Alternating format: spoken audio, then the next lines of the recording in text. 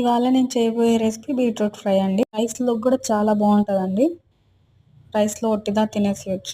Pan పెట్టుకొని oil వేసుకొని ఆవాలు, జీలకర్ర, పచ్చిశనగపప్పు, మినప్పప్పు, కొంచెం కరివేపాకు, కొంచెం దంచి పెట్టుకున్న వెల్లుల్లి యాడ్ చేసుకొని మొత్తం మిక్స్ చేసుకోండి.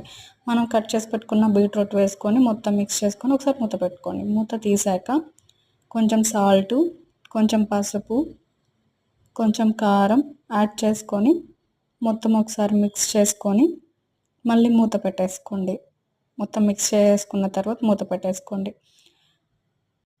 మూత తీసాక పుట్నాల పొడి అంటారు కదా, అది మిక్సీ పట్టేసుకొని ఉంచుకొని ఇందులో యాడ్ చేసేసుకోండి. శనగలు అని కూడా అంటారు. నేను ఈరోజు ఆ పౌడర్ యాడ్ చేస్తున్నాను. ఫ్రైలోకి చాలా బాగుంటుంది ఈ పౌడరు. ఒకసారి మీరు ట్రై చేయండి. మొత్తం ఇలా వేసేసుకొని మొత్తం ఒకసారి మిక్స్ చేసేసుకోండి. మిక్స్ చేసేసుకున్న ఒక 10 మినిట్స్ అలాగే ఉంచుకోండి. అలాగే ఉంచామంటే మనం గ్రేవీ అనేది కొంచెం ఎక్కువ అవుతుంది. 10 మినిట్స్ ఉంటే సరిపోతుంది. ఎండింగ్ సర్వ్ చేసుకోవడమే.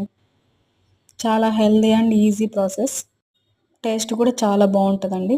రైస్లోకి కూడా ఏ కర్రీ లేకపోయినా ఇలాగే కలుపుకొని తినేసేయచ్చు. చపాతీ, పూరీలోకి కూడా చాలా బాగుంటుందండి ఇట్లా. అంతే అండి ఇవాళ రెసిపీ.